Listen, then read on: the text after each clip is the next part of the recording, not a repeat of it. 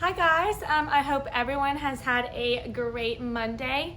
I know this video is going to be posted a little later, but as you can see, a few things have changed. Miss Smith will now be doing calendar every morning for you guys, and I'll be doing readings and other lessons that we need to teach and still be doing the worksheets. So if you can't watch the Best of the West today on Monday, and if you watch it on Tuesday, that's perfectly fine. So that is going to be our second story that we're reading for Unit 8, Week 2. And this is going to be all about the American West. So as we talk about it, I want you to think about maybe things that you know about the American West. Now, if we take a look at our cards before we begin, we get a little bit of a preview of what this type of story is going to be. I know last week we read The King of the Winds, and that was a tale. It was based off of a book. It wasn't real, right? Because they had the winds that they took out of the big bag. But this one right here, you can see that this is something that you might see in the American West. So the same thing with all of these other cards, okay? So that might be a hint that this is an informational text instead of a fictional text. Let's go ahead and go through our vocabulary real quick. We've talked about two of these, but we're going to talk about all of it right now. So the first one is country. Remember, we talked about what country do you live in. Remember, a country is an area of land and people who are ruled by a government. So what country do we live in? The United States of America. Very good. The next vocabulary word is careful. To be careful is to pay close attention to what you are doing or saying. So an example would be, Lisa was careful not to spill the milk on the counter. So think about when you are riding a bike, or maybe when you're riding a scooter, or maybe if you have like a hoverboard. Think about, are you careful when you ride your scooter or your bike or your hoverboard? And maybe what things help you to be careful, right? Maybe something you wear in your head, maybe something on your elbows, something on your knees.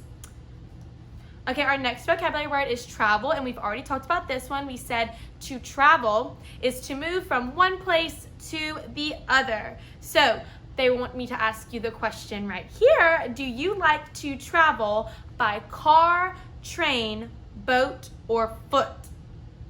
Do I like to travel by car, train, boat, or foot?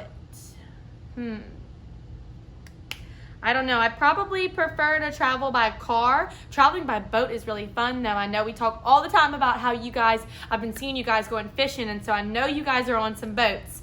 Foot is fun for a little distance, but if it's a long distance, I certainly don't want to travel by foot.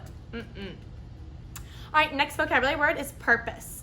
The purpose of something is the reason it is made or used. So, what is the purpose of a shovel? So, why was the shovel made, and why is it used, or how is it used? So, when you have a shovel, what are you going to do with the shovel? With a shovel, you're going to dig. So maybe you're digging a hole in the ground to plant some plants. Maybe you're planting a new tree. I know Earth Day is coming up on Wednesday. We're going to talk about that too. So maybe that's the purpose of a shovel. And the last word is connect. When you connect two things, you put them together. So think about an example of connecting when we are in free centers. It's y'all's favorite time of the day, I know. So free centers, think about the free centers that you get to explore and how you can connect things. You guys remember when we built that humongous tower during free centers by connecting the straws with the little yellow connector pieces? We connected a bunch of straws together and built this huge tower that I even had to help y'all with. All right, let's go ahead and read the Best of the West, and then I'll ask a couple questions at the end. All right, the Best of the West. The American West is a special place to visit in our country. It has exciting cities, high mountains, and amazing wildlife. Let's take a tour of 4 famous spots in the West. Do you know the word for a crack deep in the ground with a river at the bottom? Do I know the word for a crack deep in the ground with a river in the bottom?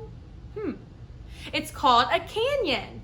The Grand Canyon is a huge canyon in Arizona. Many people visit this national park each year.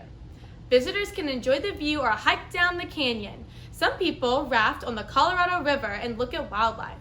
One animal is the California condor, the largest flying bird in North America. If you hike the canyon, be careful of the weather. It might be cold at the top, but the temperature at the bottom can be 100 degrees.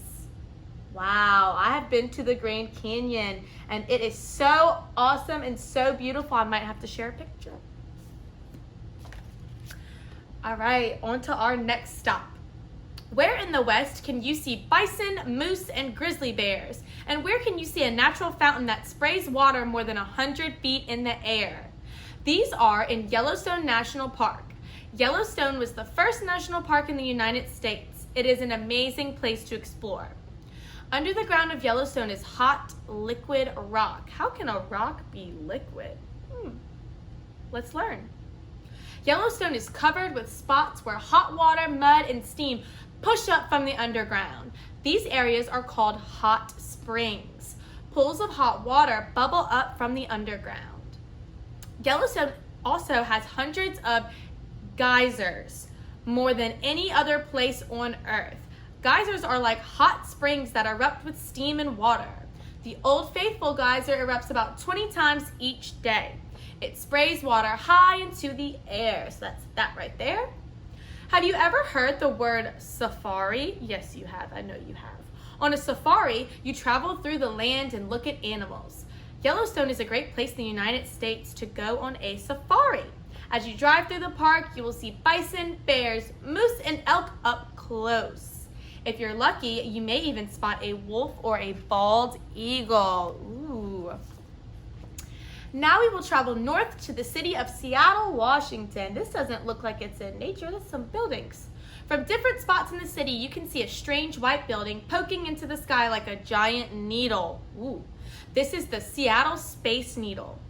The Space Needle is 605 feet tall, which is taller than most buildings. It looks like an object from the outer space.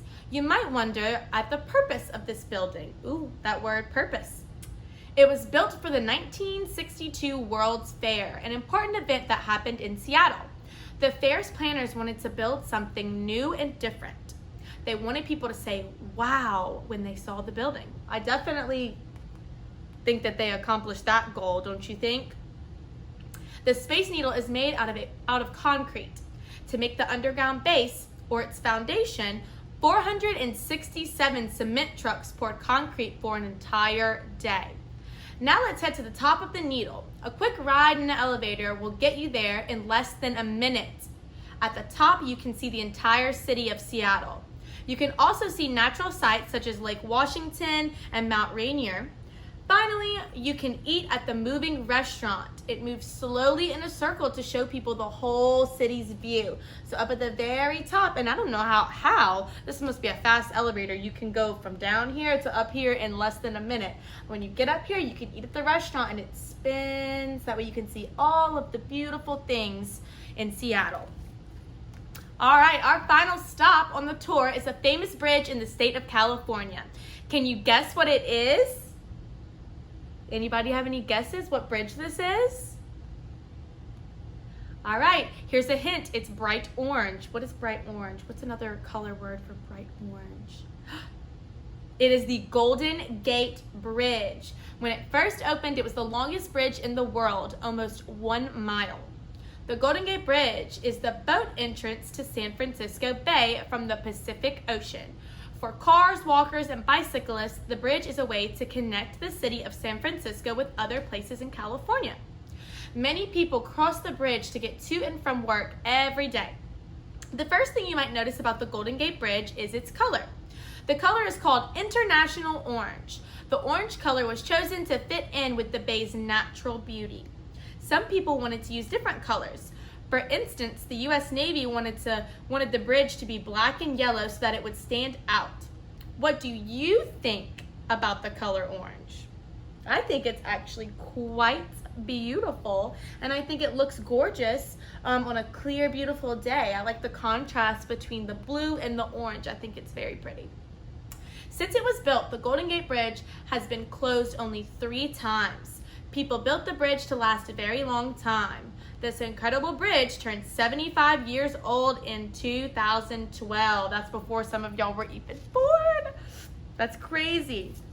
All right, so let's look back at card number 1. And, oh, that's not card number 1. Let's see. Let's look back at card number 1 right here. And what do you remember what this place was called?